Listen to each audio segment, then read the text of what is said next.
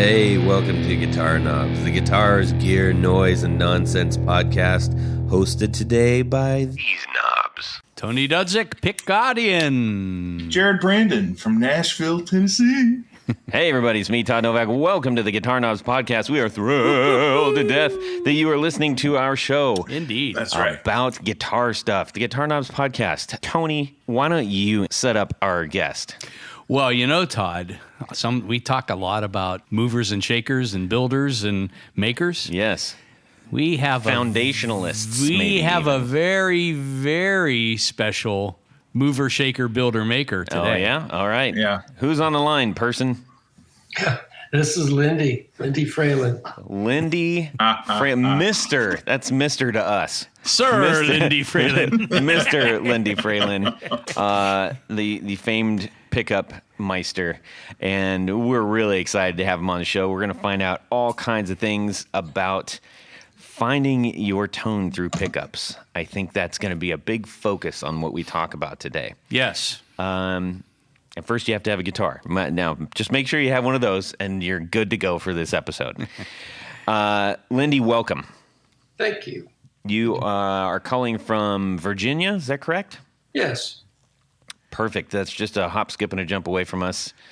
Or maybe a little longer than that. But Yeah, that's a couple of extra hops and skips. Yes. Yeah. But we're in the same time zone. Yeah, that's true. Yeah.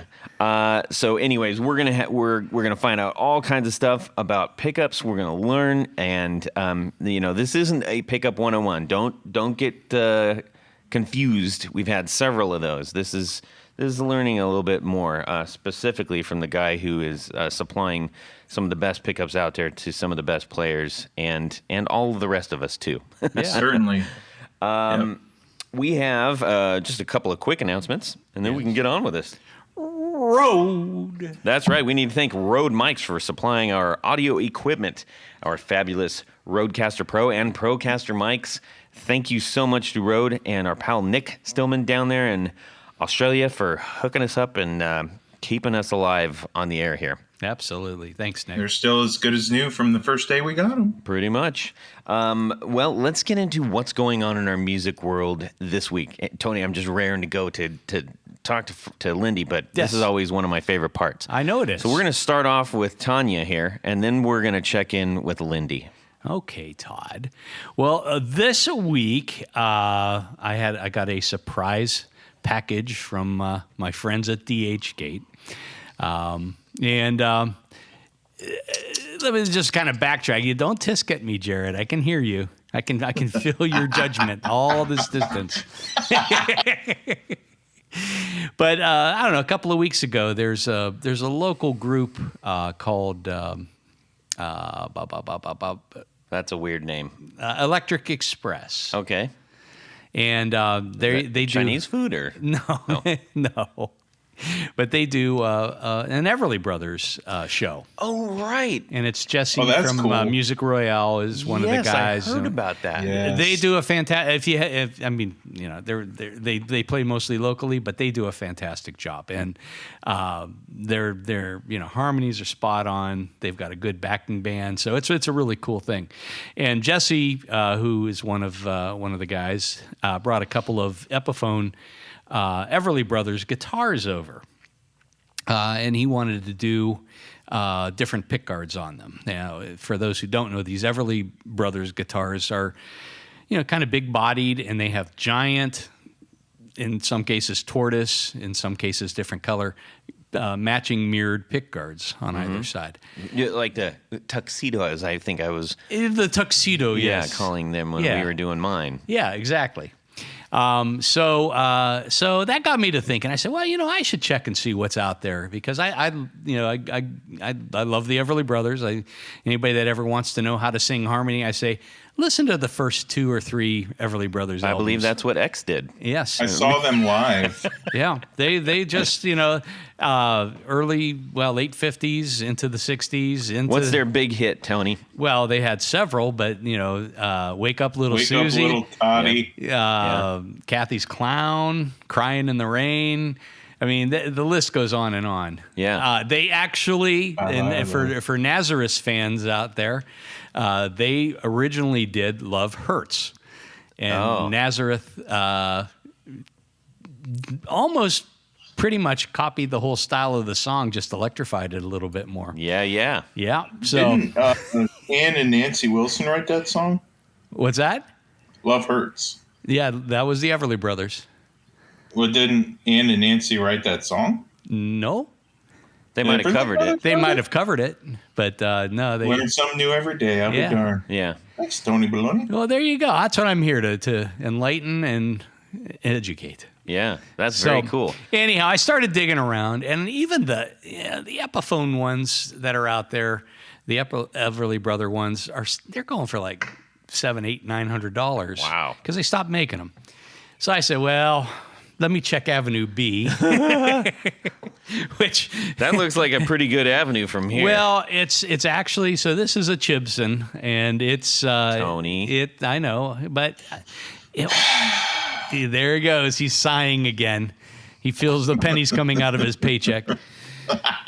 But it's actually a really cool version because it's an actual SJ200 size and scale. And let me just kind of go back. Can you say more commonly that's like a jumbo body, It's right? a super jumbo. Super jumbo. It was at one time the largest acoustic guitar that Gibson made. Thus the SJ, Super Jumbo. Got it. Later known as the J200. And when they first came out, they were $200. So it was SJ200. Would like to buy a few of those now. Back in the 1930s and 40s. But so the story goes that so the Everly Brothers had a deal with Gibson, and they could come in and custom order 2 guitars every couple of years. And they were always SJ200s. They wanted that big body. That's what they played live. That's what their father played. And so that's what they wanted. So Gibson in the early 60s came out with the Everly Brothers model, but they reduced the size of the body and the thickness of the body, and they shortened the scale length. So an SJ200 normally has 25.5-inch scale length. The Everly, and they called it either a J185 or a J180, has a 24 3/4 scale, which is what we typically expect from Gibson. So the longer scale length feels different, sounds a little bit different than the shorter scale length. Now, the model that they came out with was a lot easier for people to play, thinner neck, shorter scale, smaller body. But the Everlys never played them. They only played SJ200s. And in fact, in latter years, they had a luthier custom make. I believe they called him the Ike model. Ike was their father's name. And, the same kind of decoration, the star inlays on the fretboard, the big double guards, black, usually black. And so what's kind of cool about this is it is kind of a blend between those. So the size of the body, the scale length, and everything on the one that I got is SJ200 specs, but it has the star inlays. It originally had black guards on it, and I obviously wouldn't go for that. So I ended up putting some thin parchment guards on them. And this actually really resembles, back in June, Gibson actually released a new SJ200 Everly Brothers model. And so it from, 10 feet away, it looks like the real thing. Yeah, that's cool. So, but it's cool, and it's for a sub $300 guitar, That's under $300? Yes. Holy cow. Does it sound good? It sounds incredibly good. I mean, I think I'll go on the record as saying I think it sounds better than the Epiphone versions. That is beautiful, man. Yeah. Lindy, do you happen to have a jumbo body yourself? Guitar. I kind of do. It's not a Gibson, though. The biggest body I've got is an early 50s Harmony. Okay. Oh, cool. It was super well made, all good woods. Got that, tortoiseshell laminated headstock. It's a silver tone. Yeah. That's cool. Oh, that's It's awesome. 16 3/8, I believe. Yeah, these are It's got a full, round cutaway, unusual. I think these are 17, if I'm not mistaken, Yeah, is I on the think super so. jumbos. Oh, yeah, Todd. Yeah. I can confirm that. Tony, I've got a very important question, and I've Yes. wondered about this ever since we put the black tuxedo guard on my black guitar. Yes. When you put that much plastic on an acoustic, Yeah. are you killing your sound, or is it really negligible? Well, I would say, I mean, I was surprised because I put a lot of plastic, and I used thicker than I normally would thick and a lot on an acoustic guitar, and I don't think it hurts the sound much. It should. On the. Go ahead, Lindy. Oh, it shouldn't hurt the sound because the part of the body on a flat top that's making all the sound is behind the bridge. Yeah. You know, the strings pull on the bridge and it bows up the body behind the bridge. If you put all that stuff on an arch top, you would mess it up. But Yeah. Yeah. I knew there was a reason we had you on the show. Perfect sense. But yeah, I think that on some of the Epiphone versions that have the big guards like this, I don't think it hurts it at all because a lot of the Epis have plywood tops. Mm-hmm. This one actually still is a solid spruce top. So Wow. I I can't wait to play it after the show. Yeah, absolutely. I think I kind of fell in love with the jumbo bodies when I got really into the Dandy Warhols. And Courtney Taylor plays a big giant. I think he plays a Taylor, actually. But anyways, regardless of that, I was just always like, wow, that looks really cool because it's a huge guitar. Yeah, they are big guitars. So Yeah. But anyhow, so that was kind of my fun thing. I had to wait a couple of months for it to come through. Sure. And I was, watching it come through customs and come through, all the shipping. They probably channels. paddled the boat with that thing. They might have floated the boat with that thing. Excellent. Well, thank you for sharing that. Lindy, what is going on in your music world this week, maybe besides pickup building? Well, had a job last week and 2 this coming weekend. That's fun always. Oh, you mean like a music gig? Yeah, we still play out here and there, mostly from Louis Jordan to Hendrix and Creedence, but a lot of old rock and roll, Chuck Berry, rockabilly, early Elvis. Now, how would you rate on a scale of 1 to 10? How good of a guitarist would you rate yourself? I know that's putting you on the spot, but I'm just curious. I'm actually just a passable guitarist. I couldn't be. I knew you were going to say that. One is I always make mistakes. Yeah. And the other is I just have no desire to play songs I don't really like. I couldn't be a session musician who has to learn songs whether he likes them or not. I'm sure there's a whole bunch of people that actually have seen you play that know you that are rolling their eyeballs big time right now, but we'll let that go. I'm fine at what I do, but I am a sloppy guitar player. Yeah. And I always So was Jimmy Page.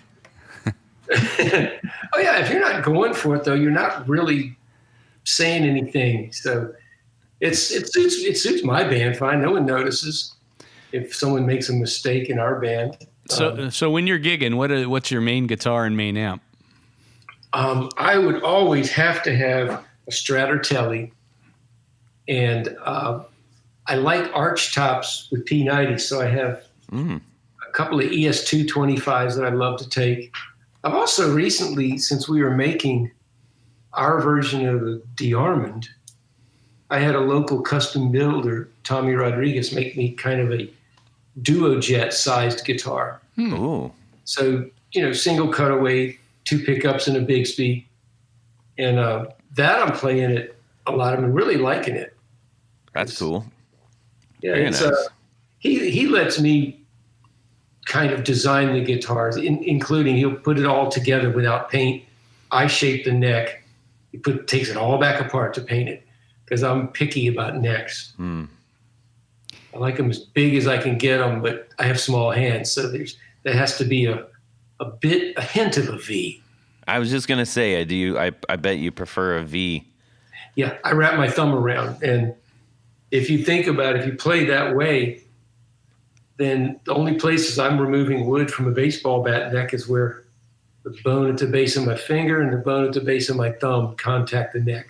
Interesting. The back can be totally round, but those sides, kind of like a 45-degree angle place, I take away, I don't know, 64th of an inch. It's not much of a V, and it works. That's cool. How about your amp? I have all kinds of blackface Fenders. That's what I like the best, including some kits. Some of them are fine. I have a few Tweed Fender styles and a Tweed GA6 Gibson that's an insane amp. Nice. Probably insane to lift, too, I imagine. Oh, no, the GA6 Gibson is their version of a Tweed Deluxe with even smaller transformers. So little tiny guy. Okay. About 4 watts. Yeah, that's a great. I mean, it's a great amp for dirty. All the Tweed Deluxes and stuff like that are. They're tremendous for that. They're good for clean too. Well, that's super cool. Reverb, so I come back to the black faces all the time. Are pretty good clubs out there in Virginia? Well, there's clubs and bars that do very well. That's not where we usually play. We usually play these breweries. Oh, that's cool. Because here they changed the law where you don't have to have a kitchen. You can serve your own products on your own premises and not have to serve food. So that's why there's 200 breweries in Richmond. Oh, wow. Oh, wow. And they want to get people to come buy, $6 beer that costs 50 cents to make. So they have bands. So a lot of the places we play are early, which suits us. All my guys are around 70. Sure. We don't like to stay up late anymore. So when you're playing the brewery, you keep the audience hopping. All right. We still do private parties, and we get part of a show now and then where, in front of a lot more people. We got to open for Marty Stewart and his band. The Superlatives. Wow. They're so good. I've seen them now 5 times. Oh, yeah, he is. I mean, that whole band is incredible. Yeah, I'm not even a big fan of country music, but everything they do is fabulous. That's cool. Jared, how about yourself? So, for our fans and knobs that have been listening in for the last few episodes, I finally had an email saying my Mutron biphase is done. So I called in, and I don't even remember the place. I don't remember what the place is called. I just know it's out in California. I think it's Deltronics. That's what it is. Oh. Deltronics out in California. And I paid the bill. It was like, not even 200 or not even $300. There was a couple of bad pots. So the phase generators, there's 2 phase generators, there's 2 channels, and both of those pots went bad. And a few other little things. So they replaced the pots, they cleaned everything up, made sure everything was working right. And for what that thing's worth, $300 is nothing. So I paid their invoice, and they shipped it out yesterday. Nice. And I haven't looked at tracking because I just want it to pop up one day, I don't want to anticipate. I'm anticipating, but I don't want to know what day it's supposed to be here. So in case it doesn't show up the day it's supposed to be here, I won't be disappointed. I'll just be pleasantly surprised when it shows up. There I like you go. that. That's a good plan. That's like closing your eyes when you hit the numbers on the microwave and then walk away. Right. That's done. Who knew? Yeah. Well, I'm sure they bought insurance. I hope so. I also, Cesar, at work, he's like, hey, man, we got this. Actually, he didn't say, but his assistant brought us a big box of pedals, Mxr pedals. Mm-hmm. And I'm not sure why we had Mxr pedals in the office, but he's like, you guys can just take these. And they're all brand new. So I got me some Mxr pedals. Maybe Henry was going to buy MXR at one point. I would not be surprised. Wow. But no, I got like Now let me read these off. Yeah, what are they? So the analog chorus, That's the double overdrive, and carbon copy mini. the carbon copies are good. That's a good one. Yeah. That's a Yeah, really so nice pedal. those three I kind of took, and there was a few other ones, but I wasn't interested in those. Yeah. Always take. What's wrong with you? No, if I know I'm not going to use it, I'm not going to. I'll let it for somebody else. Yeah, that's true. nice. You're a nice man. What about you, Todd? What's going on? Speaking of that, I had recently got a Sierra Tone Centura, which is the very highly rated Klon clone in the actual Klon enclosure. Mm-hmm. I'd been so curious about them for a long time, and now playing through Marshall, I'm like, I bet this will sound really amazing, and lo and behold, it does. But I've been looking at stacking, putting what works in front, what works in back, boosts, soft clipping overdrives, hard clipping overdrives, and that is a boy, I've spent a lot of time sitting on the floor, I'll tell you that. But I've got a nice big box of Tour Gear design patch cables too that are helping out quite a bit. Oh, we'll roll right into that. Yeah, I will. But anyway, so it's been just really fun and hearing, it's the wonderful world of what does this sound like?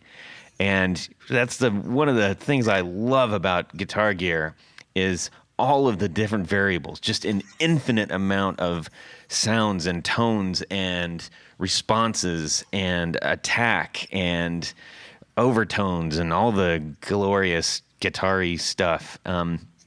So I'm just kind of in the middle of that, spending a lot of time also looking at videos from various people that they've done, and it's been a lot of fun. I don't know that I've landed on my Supreme combo yet. I've got a couple things that are working right now.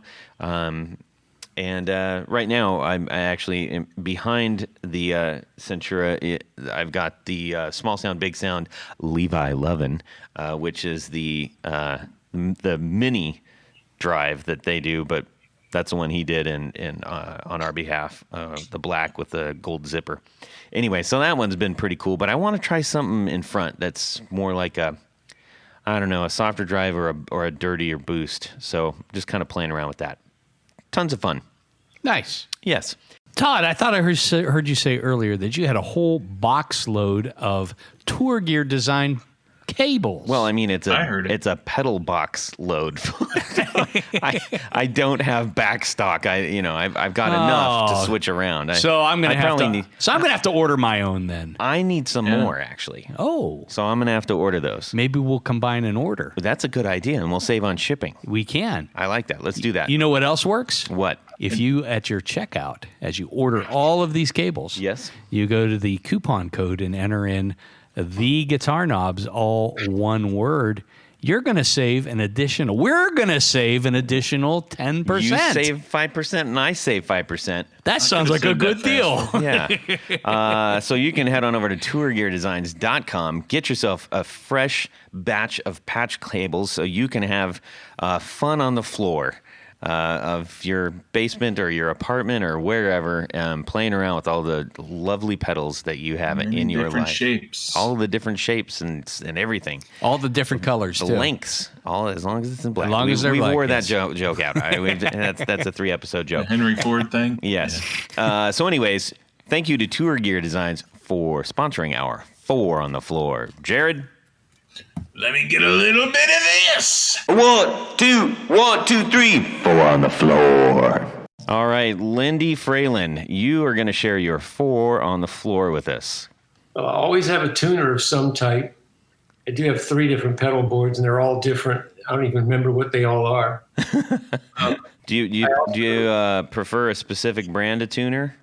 Well, I don't even remember what they are. One's a blue one, kind of a strobe looking thing. Another one's a black one, but no, I don't remember. I've had them enough years so that's disappeared. Just step on it, it works, and you go. Yeah, I just try different things. Somebody says I want this and they really like it, I might try it. Cool. And I think if I had to pick a favorite overdrive, it's those white RC boosts. Oh yeah, okay. I like to be able to hear the Fender sparkle even after it's the pedal's engaged. And so a lot of pedals just erase that part of the signal, like tube screamers. I have a harder time liking them, so I like that pedal. I have a couple other things. I have an area distortion that I really like. Pigtronics brought it. Oh yeah, okay. I have a Flint that's a who makes that? It's American company, Strymon. Strymon, yes. Oh boy, yeah. Sometimes I'll take a Tweed Deluxe out and I want reverb and tremolo. So That's such a like great sounding pedal. And you know who introduced us to that pedal was Dr. Z. oh, okay. We were up visiting his shop, and there was an amp that he was coming out with that did not have tremolo or The or Jetta. reverb, the Jetta at the time. Yeah. And I think one of us asked, well, what about if somebody wants reverb? He said, yeah, just get one of these Flint pedals over there. Yeah. Oh, they sound good. I think Strymon makes great stuff. I also always have a delay. One of my has a real octopus from when they weren't reissued, the first run of them, and that's still the best sounding delay I've ever heard. The which one? The Octopus. Oh yeah, the Way Huge. Way Way huge. huge. Yeah, that's Yeah. right. I have one of the original run of them. I think now if you get them, it's made overseas somewhere. I'm not sure. Sure. But Yeah. that's still the best delay I've ever heard. Those are built like tanks too. And I also always have just a 7-band EQ. It has to have an 8th fader for volume because I play clean more than dirty. And that would give me, I usually just like crank the volume a little, cut the deepest bass and the harshest treble, like 60 hertz and 2.4K. Cut those, leave the rest flat, but boost the volume. That's my clean boost. That's a really neat sound profile. I don't think that's one that's come up. It's less likely to distort. So you're just thickening up your treble strings. That's cool. That's a good idea. Yeah, I'm gonna have to I'm gonna try try that. We're both gonna both try gonna- that. Yeah. You're gonna do it. Put it before your overdrive, so you can have it gives your overdrive 2 different sounds. Because as soon as you boost the signal going in, everything's going to get smoother, longer sustain. Yeah. I heard what you were talking about that, and that is so important, getting everything in the right order. Yeah. Yep. It's funny. I was literally just about to ask you where you put your EQ, and you answered that for me. Thank you. The clean boost is going to be before the whatever overdrive. And I have a whole bunch more. I have a Soul Food. I have the second RC boost, the Chroman it has just a plain volume boost in it too, like 2 knobs on that one. I have a bunch of stuff, but my absolute favorite is just the old white RC boost. Yeah, that's a good one. I'm a big fan of the EP Boost pedal, which is same company, and that one is a really nice clean boost as well. Or you can make it dirty. The too. idea how do you describe it? What's that? How do you describe that pedal? Because I've been doing things. Well, allegedly, it's they tried to make the front end of of an Echoplex in pedal form. Now it's a completely different schematic than an Echoplex is, but I think they were able to capture the spirit of what that Echoplex preamp sounds like. So it's just kind of you turn it on. It's like it's doing something that I can't describe. yeah, and you can put it real low. You can turn it up if you use it for leads. Yeah, I liked it so much. I got a second one so that I could have one set for clean and one set for lead volume. That's smart. Yeah, and you can also inside the pedal with a dip switch. You can you have a combination of. Yeah, you can change the profile. Yeah, change the profile, more bass, less bass, flat, all that stuff. Yep. Cool. Well, thanks so much for sharing that, Lindy. It's interesting to hear what somebody who basically deals tone is doing beyond the pickups. So let's get into what you are so well known for, making some of the best, most well-known pickups out there. Actually, we just had an episode with Rebirth Guitars out in Colorado, and when we asked him what pickups are you using, we didn't even finish the sentence, and he was just saying your name all over the place. And then later we told him, well, he's going to be on the show. So he said to say hello to you. So anyways, let's find out, there's lots of history on, there's lots of history on how you started and everything. I don't know that we want to take up our valuable time with you learning as much about that. I think, Tony and I and Jared discussed how great it would be to hear how you have considered tone shaping and ways that players can use pickups beyond maybe what they think they know. So why don't you just jump in? One of the things that at first I had all kinds of equipment, oscilloscopes, signal generators, AC voltmeters, so you could kind of find out where the resonant peak is of things. I got rid of all that stuff 25 years ago because now I just use my ears. But it was helpful at the beginning. But now everything is by ear. I have a test guitar I've had 30-some years at Princeton. Princeton lives in the shop. So I listen to everything. As far as one of the things that I think is incorporated into every pickup we make is I'm trying to make coils efficient. And I mean between the frequencies that matter to us all. And one of the things I learned from all that test equipment is a resonant peak of a Strat is above 10K until you add a cable, and now it's 3.2K. So I realized that the signal you're concerned with as a pickup maker is going to be between 40 hertz and 4,000. And so basically what I've done is experiment all these years to try to manipulate the coil to be the most efficient in that range. We don't need 20K or 10K signal. It doesn't do anything for an amp. You can't hear anything above about 4K through a guitar amp. So it's all this wasted energy if you're producing that area, those frequencies. So, if you can make the pickup louder in the frequencies that matter without more turns or a stronger magnet, then it's an improvement in coil winding. And that's what I've studied for 35 years, is just how to work with the wire. Much of it's about tension. You got to have some air in these coils or they don't sound good. I know Jared can tell you, you wind a really tight coil, it just doesn't sound good. What we've heard on the show from different other pickup builders and everything is that there wasn't a lot of development, but you kind of tapping into that and seeing your way into something that was just kind of maybe taken as is kind of remarkable. Well, what I was talking about, those frequencies, that's all the science behind it. But what it sounds like is what really matters.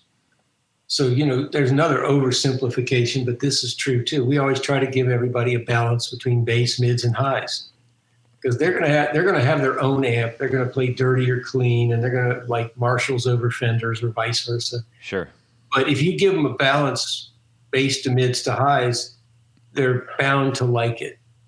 And same thing in bass pickups, just really as flat a frequency response from the deepest bass to the highest sparkle as you can possibly give them. They EQ it how they see fit. Or, one guy will want 2 15s and the next guy wants 4 10s. All that stuff is their business. Mm-hmm. We're trying to give them a very flat frequency response to start with. That's all science. I mostly listen to everything and listen to customers and listen to records. And So what is your preference, and I think I already know the answer because we've talked about this before, on overwinding the bridge versus underwinding the neck pickup? Well, that depends on the pickup. I think Fenders benefit from some extra wire. I found the 60s Fenders hard to play. I had lots of them. And that's what got me into winding was a Strat bridge pickup. Mm-hmm. First I bought a Duncan, and I took out a 5.7K and put in a 14.5. Wow. It's a good pickup. But after a while, I said, man, there's got to be something between 5.7 and 14. And so I got into winding. That was my goal, is just to find the perfect Strat bridge pickup. Since then, of course, I've played lots of other guitars. I have a fake Les Paul, and I'll play dirty with that, or clean for single note stuff. I love it. But I know I was influenced also. This relates to all of that. My father owned a Spanish guitar and played jazz like Charlie Bird on it. So I grew up, I know that influence. I've always liked bright wound strings, but round, solid treble strings. And so that's hard to do in Fenders. You know, if the wound strings aren't bright, you're not going to like it. So if you get too overwound, no one's going to like it. Mm-hmm. And the treble strings are pretty thin with Alnico. So trying to manipulate the coil to, improve that is important. But a great deal of that's in the wood. That's why people talk about swamp ash and big necks. Both of those improve that aspect I'm talking about, bright wound strings and very solid treble strings. We'd all love to sound like a steel guitar if we could on the treble side. So you're like as with your pickups, you think the wood in the neck also helps kind of bring the frequency balance back. Yeah, to me, that's the voice of the instrument, is the design, the choice of woods, strings, how high the action is. And the pickup is somewhat like a microphone. It can only pick up what the string is doing. Mm-hmm. It can't initiate a signal. It has to pick up a signal. So the guitar has to be a good guitar to start with, or you're not going to get very far. Speaking about tone, and I think this question is going to fit right in there, especially for somebody like me who, is still learning so much about all this stuff, is that, you hear a player say, oh, I like to have my bridge overwound or underwound or, tapped or blah, blah, blah, whatever. What do you think that for the average guitar player who is looking to experiment with pickups, what are some misconceptions that you most commonly deal with that could help our listeners?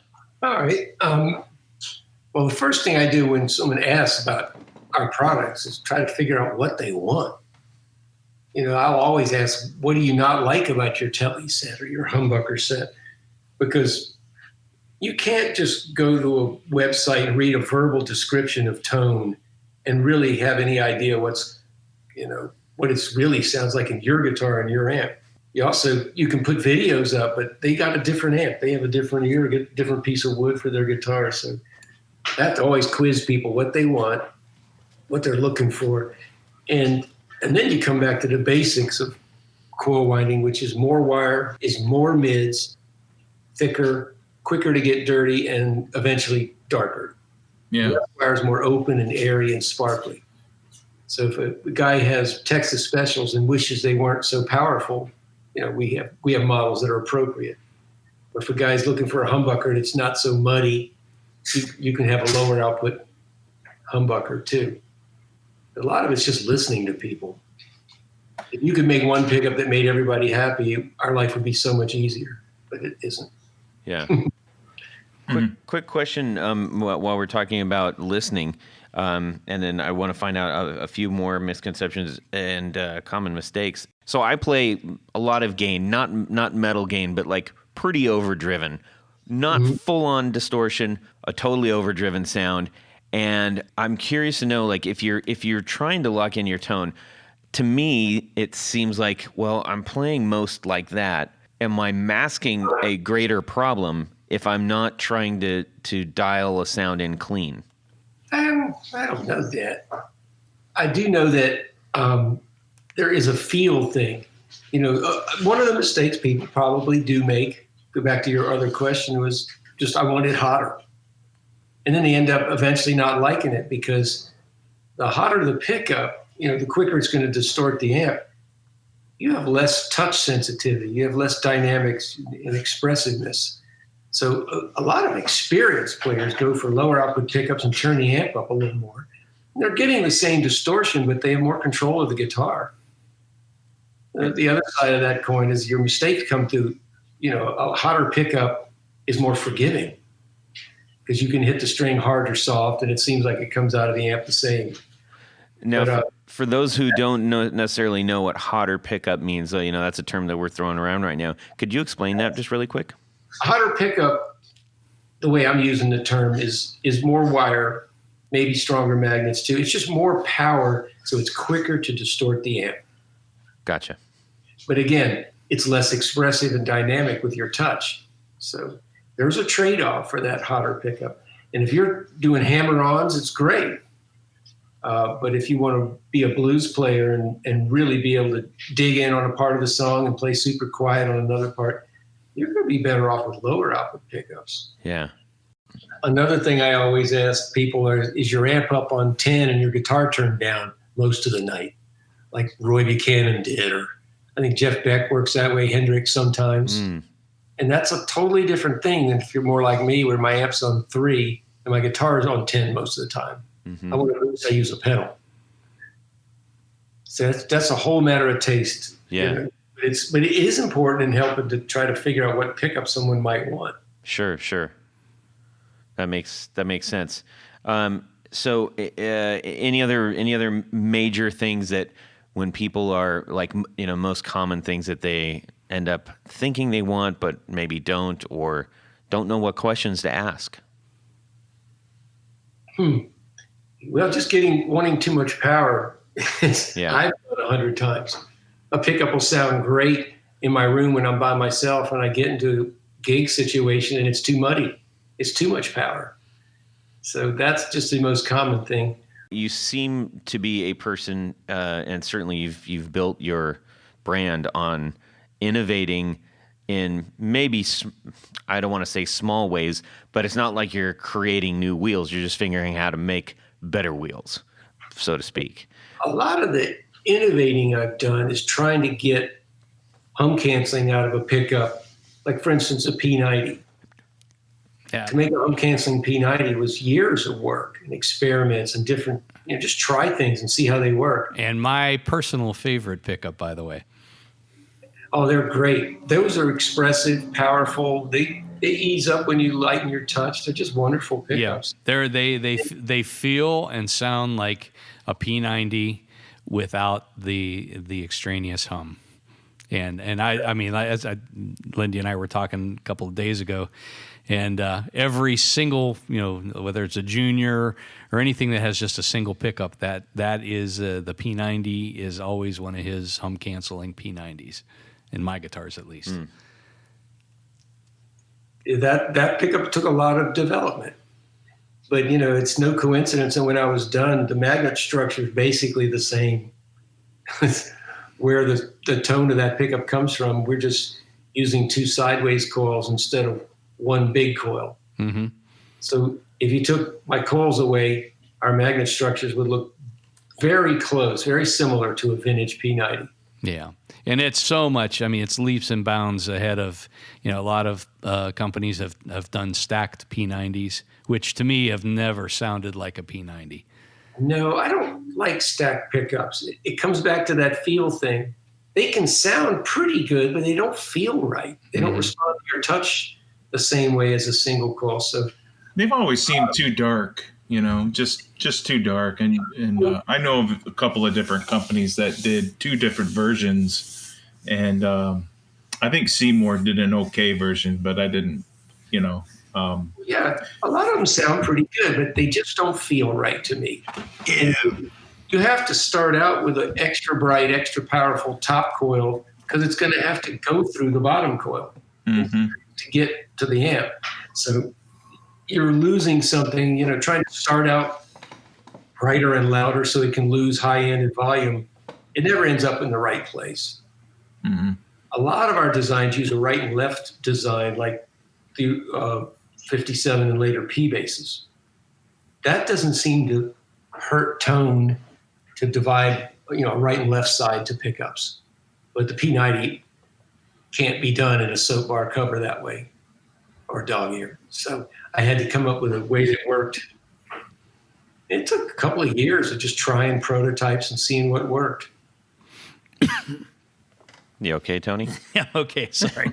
I forgot to breathe there for a second. Another one of your products I think is very popular are the split blades.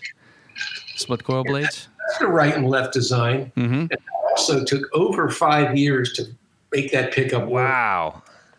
Because all of my early designs were just, a blade in each coil, left and right coil, and a gap between them. And I could never solve the problem that there was like a dead spot when you bent your G over. Yep. And it's because one blade's north and one is south. So Yeah. above the combined blades is a whole lot of magnetic field going up, but right in the center, there's a valley. Yeah. So it came to me one night with insomnia that if I made them cross, I wouldn't have that problem, and it worked. Genius. So, then the trick was to get them to sound like Alnico, because it's a piece of steel. It has to be. It took a lot of work to make that pickup work, but it does work if you're willing to get them really close to the strings. That's the thing. They have very low Gauss magnets, and they don't work if you back them down. A lot of people have it in their head that a Strat pickup should be down by the pick guard. A long time ago, I remember talking to you, Lindy, and I think it was maybe in the earlier years when I was talking to you, maybe when I was a young Padawan, if you will, in the pickup world. But I remember you explaining to me once that you just can't get that crystally bright single coil sound out of a humbucker, out of a hum canceling pickup. So my question is, when a customer calls you and says, "Hey, I just got to have that single coil sound, but I hate that hum," what's usually your answer to them if they want a long scientific answer? But it doesn't have to be scientific. The reason humbuckers have dull wound strings and really bright treble strings is because you're picking up the string at two places. And while the coils are in phase, the string is not. It's actually moving towards one pole and away from the other. So you're in effect canceling the 2-inch wavelength, but only the 2-inch wavelength. And so again, we're back to science here, but you are, so a humbucker, whether it's a Filtertron or a 16K PRS Dragon, it's going to have this cancellation if you pick up the string two places. And so that's why I like the right and left design. One of the first pickups I ever designed on my own was our P92. And so it's 2 3-pole P90s. So it would be hum canceling, offset, because P90 has to be a wide, flat coil. But they fit a humbucker cover perfectly, and it sounds like a P90, but it doesn't hum. I forgot where I was going with that. You're going to say it's awesome. We've got a hum canceling pickup. It's a humbucker sized, but each string is only picked up at one point. That makes perfect sense. That's why it's like a P90, not a humbucker, even though it's hum canceling. So you can make hum canceling pickups that sound good. And to me, the right and left design is the best because it doesn't screw up the sound like a stack pickup or a Gibson style humbucker does. And I shouldn't say screw up the sound. Humbuckers are the best pickup on earth for distortion because you'll never hear the dull wound strings. The extra bright treble strings cut through when you're soloing. So they're the greatest for distortion. That's why they're used for that. Mm-hmm. I don't love humbuckers clean. So if I got humbuckers in the guitar, it's going to have a coil split. Yeah, I think Les Paul would actually agree with you. He really liked the low impedance or the low output pickup so he can get the absolute cleanest sound possible. Yeah, you listen to his old records. He was trying to sound like an art shop acoustic out of an electric instrument. Right. I got to meet him once, and I didn't talk pickups or tell him what I did because I was with my dad. The whole trip was about my dad. And so we went into the Iridium and saw him on his break. And, my dad and him talked a little jazz, but I never mentioned that I make pickups. At that point, he was 90. Probably wouldn't have cared one way or another. But I did get to meet him. He was a very nice guy. He took person after person on his break. between his two sets. Question about why humbuckers have dull wound strings. The action thing is what's doing it. Yeah. And we've experimented with different ways to make humbuckers sound better. I think I make something called an unbucker where I wind one coil stronger. And that works to a small degree. But mostly I just split humbuckers. And I have found something I can give your viewers a tip. If you've got a humbucker that's low output and you don't like the way it sounds tapped, tap it through a resistor. Oh. Put a resistor in series. Anywhere from 4K to 10K will do something. We have thousands of them at 7K, and that's what we sell, calling a partial tap resistor. It just lets you split a really low output humbucker and still have a usable sound. Yeah. Good tip.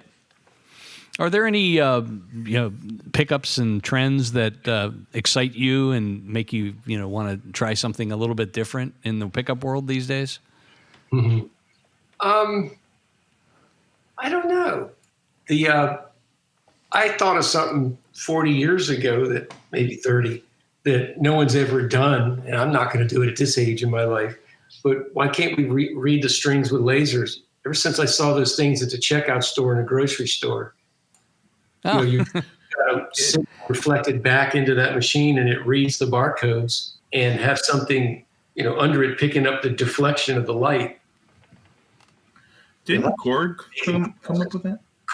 Coils and magnets are expensive. We're paying $1.56 a magnet for Alnico Made in America rods, and copper has doubled during the whole supply chain thing. Oh yeah, man. So it's and it takes so much time. It's 15 minutes to wind a coil. So if you could make them out of lasers, you could make them so. I tried to give that idea away and no one was interested. It would require preamps, which is not my skill. I don't know anything about transistors. Well, I think continue doing what you're doing and the world will be just fine, probably. If you build it, they will come. It's really hard to fake an Alnico rod sound with something else like screws. Yeah. They just never exactly achieve it. And so we did the best we could with our split blades. And I won't say they sound exactly like Alnico, but they're really close. It's probably because of how narrow it is. It's picking up a very small area of the string. Well, Lindy, I think you've given us quite a bit to think about, and well, this is maybe the quietest we've been on the show for a long time, as we're just soaking it in. So this has been really great learning about all this. It's time. My friends are here in the old El Camino, and we've come to the point of the show where it's Jared's game show time. It's called Would You Rather? Today's Would You Rather is brought to us by Stu. Yes, Stu. So, good old Stu. Thank you, sir. So, here it goes. You're on a cross-country tour, and you arrive at your next gig a day early. And you go to pull your only guitar out of its case and do some writing. So you're writing some music. You travel light like the band Mono, right? And you find it to be broken, and it will take at least 2 days to fix. The guitar broke. You must have hit a really big bump. So you go and you talk to the venue manager about the situation, and he has a couple of spare guitars. One is a Jimi Hendrix Strat strung left-handed on a right-hand guitar. Now, think mirror image of a righty. Or an Ibanez Steve Vai Universe 7-string. Which do you choose to prepare for tomorrow's gig? All right. So that's a tricky one. Busted guitar and two very tricky guitars to play. The Jimi Hendrix Strat strung left-handed on a right-hand guitar, or an Ibanez Steve Vai Universe 7-string crazy one. All right. We're going to go Tony and Lindy and then Jared, and I'll wrap up. All right, Tony, go. Well, probably the easiest thing to do would be just to clip the 7th string off of the Vi. Oh, No, you took my idea. Dang it. But because I have been practicing mandolin a little bit, which is strung like an upside down guitar, I could probably fake my way through playing the first 4 strings on the guitar, which would be upside down because it's like a mandolin. wow. So I'm going to go with the Hendrix Strat strung upside down. Okay. Let's see. Let's go to Jared. Yeah, I'm just going to do the easy thing like Todd said, or I'm sorry, like Tony Baloney said, and I'm going to clip that 7th string on the, well, I don't really need to clip it. I could just play the 7th string, period. It's really, I don't see how that would, I don't know. Maybe that 7th string would get in my way, because to be honest, I don't think I've ever played a 7th string. Maybe a long time ago, but Yeah. I think I would just take the dang string off. That's a good idea. And then there we go. I would just have to get used to the neck. Okay. Lindy, how about yourself? All right. Well, I'm a big fan of Albert King, who always played pulling down. The high strings were on top, and I can't do it. So he was pulling up 4 frets sometimes. I fiddled around with it, and I would play the 7 string and get used to that a whole lot quicker than trying to pull strings, play chords backwards and stuff. I actually strung a guitar left-handed for a short while, many, many years ago, and because I could bend strings closer to Hendrix's vibrato with my right hand than I could with my left. But then I cut my first finger and thumb off, and that ruined that idea. So I'm back to just playing regular left hand on the neck, picking with your right hand. Well, I think I'm going to break the mold here. I'm going to play the Jimmy, but I'm just going to tune it normal and go. I'm going to overload it with Overdrive. Nobody will care. It'll be fine.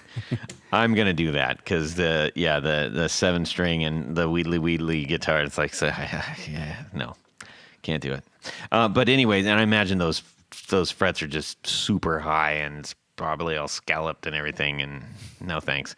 Anyways, well, that was a good one, Stu. Thanks for sending that in. Tony? Yes, Todd. What? I think we have a few people to thank. Well, we do. And these people make the show possible. Who are they? They are our executive producers. That's right. How do you become one? You go over to patreon.com/the Guitar Knobs. Check out a couple different levels that you can participate, become a sponsor, a patron of this very podcast. Each level comes with some very, very, very nice thank you gifts. That's true. And I'm giving away 2 pedals. 2? This week. This week. And then we're working on some new stuff, some new swag stuff for our patrons. So in addition to all that great stuff, Yep. there's one thing more. Jared, what is that? You get to have your name read on the thing. Your My name Uncle read Tony. on the thing, which is what I'm going to do right now. Yep. So special thanks to these executive producers. Moon Guitars, Vader Pedals, Drew Lopez, John Halverson, Rick Calhoun, Trevor Gunberg, Elad Mizrahi, Mike D, Richard Kendall, Mark Garton, Matt Hart, James White, Justin Jones, Anthony Gemolero, Bill Gola Guitars, John Esterly, Anthony Lathrop, Stefan Lamb, Michael Senchuk, Ken Sayers, Doug Christ, Darren Gregory, John Anglin, Tom Brazen, Rusty Sneeden, Ralph Gottschalk, Don Kloss, Gregory Randall, Brett Hogarth, Eric Hemmer, and Stuart George. Thank you. Thank you. Thank you. Indeed. But wait, Todd, because we have another level of executive producers. We call them our grand poobahs. These folks are the creme de la creme. They wear a fez upon their head whilst listening to the podcast. And at the same time. And at the same time.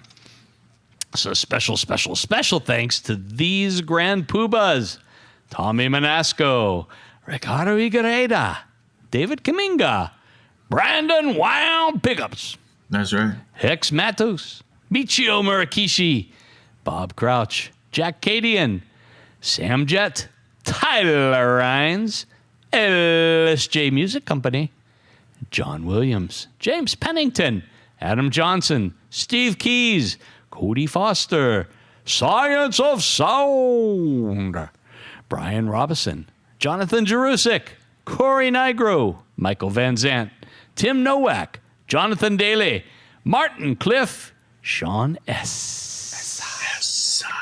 Eddie Saratos, and David Poe.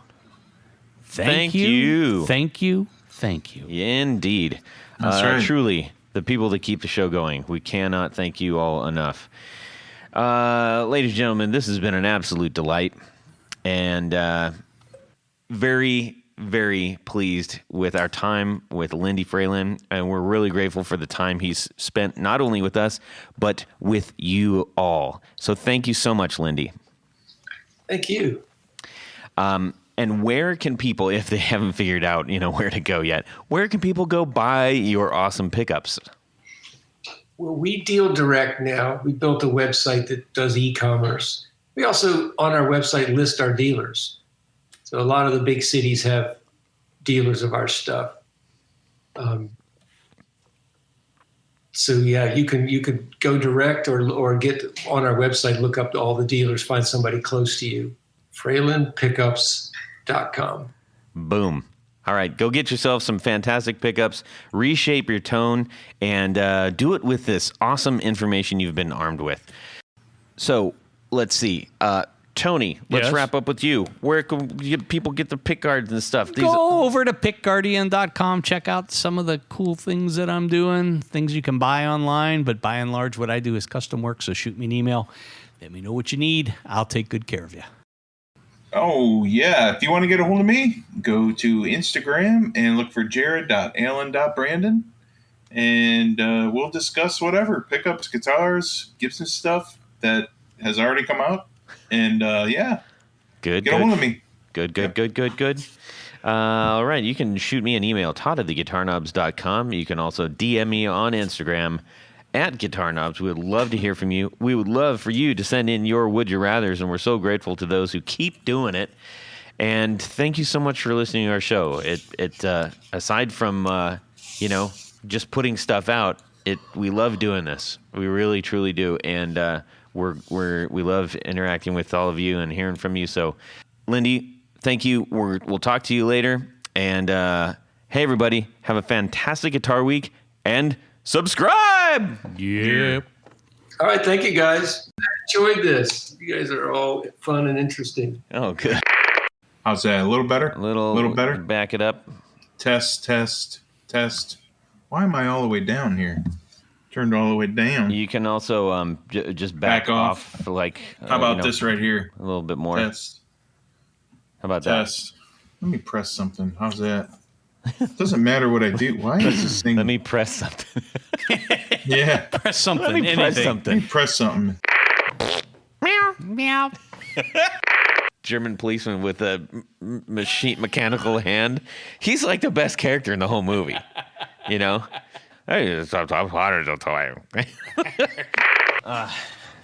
Man, I was nervous talking to him. Oh, he's an easy. He's an easy guy, but dude, I mean, he's a big damn player, man. Yeah. Let's see. What are we doing, eh? Talking voice right here. Yeah. Is this okay? Put a All right, cool. put a lazy boy in between you and the mic. Not a problem. Yeah. You saw that. Remember that? No. Cool. Well, that's it for these knobs.